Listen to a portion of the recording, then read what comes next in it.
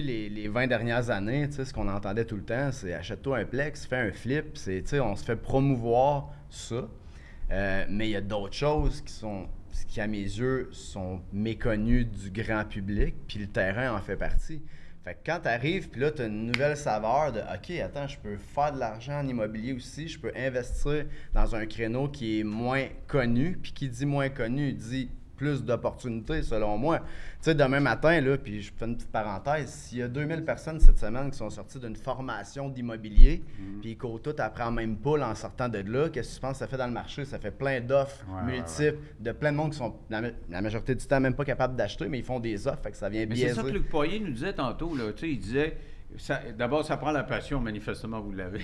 Puis il disait, ça te prend quelque chose de particulier, quelque chose que les autres n'ont pas. Là. Donc, votre produit, c'est assez différent. Mais on parle de terrain, c'est sûr, mais qu'est-ce qu'on peut faire sur nos terrains? C'est un autre sujet qui est important. C'est que durant la pandémie aussi, ça a été quelque chose qui a monté en demande parce que les gens pouvaient acheter un terrain, pouvaient construire une maison, puis finalement la louer à court terme, puis faire des revenus à partir de ça.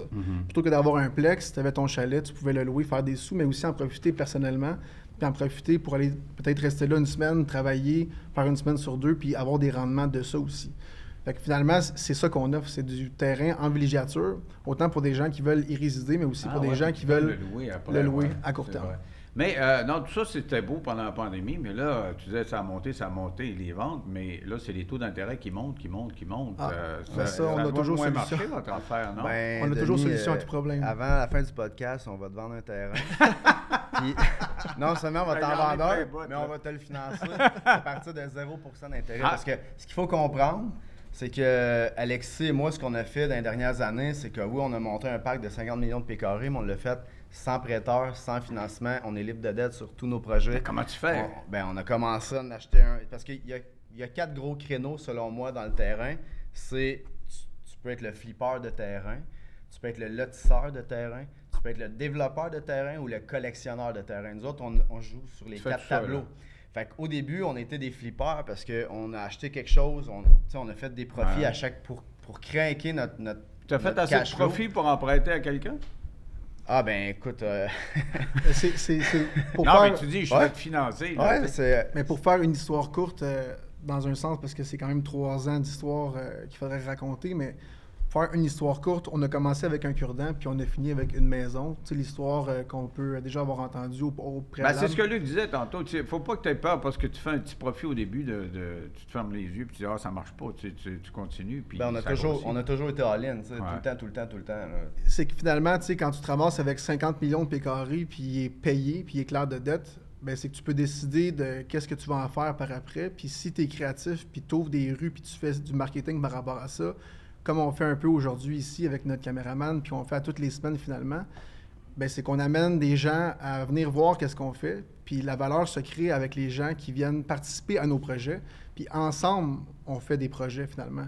Fait que nous, dans le fond, on prépare la table de jeu, puis avec les gens qui viennent faire des projets sur nos projets, ben on crée de la valeur, puis finalement, la valeur se crée, elle augmente, puis quand elle augmente, ben elle est définitivement plus haute que le prix qu'on a payé. Fait que cette équité-là, ce qu'on fait, c'est qu'on la finance à nos clients, puis c'est avec nos fiscalistes qu'on a développé des méthodes de financement jusqu'à 10 ans. En 3 ans, ça? Oui, en 3 ans. Tu sais, t'achètes ton cure-dent, puis là, tu engages des fiscalistes. Tu passes l'argent monde. En fait, c'est que l'argent qu'on passe, il faut comprendre que c'est des lots qu'on possède. Admettons que... Puis ce qui est pertinent, c'est que nous, notre rôle, c'est d'alléger l'acquisition à notre client. Tu sais, quelqu'un qui arrive, puis il a un projet, il rêve d'en avoir. Tu sais, écoute, il y a toutes sortes de clients qu'on a eu de... Écoute, on n'a pas une niche ici, puis on dit « Ah non, ça, c'est nos clients. » c'est pas des jeunes, des vieux... C'est tout le monde. Écoute, on a des immigrants, on a des gens qui sont à leur retraite, on a des TQ de 18 ans qui arrivent, qui « Hey, les gars, moi, je suis très... » Comme nous, quand on était TQ. C'est quoi leur point commun? Ils aiment la nature? C'est quoi ils veulent se coller à des gens qui savent où ils s'en vont. Ça, c'est ce que je pense. Parce qu'à la fin de la journée, tu sais, mettons, on parle encore d'immobilier. On pourrait aller voir quelqu'un qui a levé une tour à condo, puis c'est sa première. On pourrait aller voir quelqu'un qui c'est sa 20e tour qui grimpe. Bien, comme n'importe qui, si on achète dans un condo dans la 20e tour du gars que tu sais qui va finir, tu as confiance que ton investissement s'en va quelque part. Fait que, tu sais, nous, on fait des rues à chaque année. Puis on partage aussi tout le mouvement qu'on fait, c'est-à-dire qu'à chaque jour, s'il y a une pelle mécanique qui est là, mais il y a des vidéos qui sont prises pour montrer l'évolution puis la croissance, puis elle est réelle. Parce que marketing, vous êtes très marketing. Là, tu parles de vidéo. Tu as ton gars qui est venu ici, qui prend des photos, qui nous filme. Tu as ta casquette avec vos couleurs. Tantôt, tu avais une pancarte pour la photo. Vous avez le chandail. Puis vous êtes très web là-dessus. C'est que finalement, qu'est-ce qu'on fait? C'est de la business. Ça, c'est évident. Mais du marketing, c'est de la business. Fait que c'est d'acheter de l'inventaire, puis c'est d'en revendre, puis c'est d'en collectionner, puis c'est de la développer. Mais à la fin de la journée, quand on prend un terrain puis qu'on le met dans notre inventaire, quand il est payé, on fait ce qu'on veut après avec. Fait qu'on le finance, puis c'est à 0% d'intérêt pour 1 an. Puis après ça, si c'est 500$ par mois pendant 10 ans, nous, tant qu'on a ramassé plus que qu'est-ce que ça nous a coûté, on peut continuer à avancer puis développer. Ouais.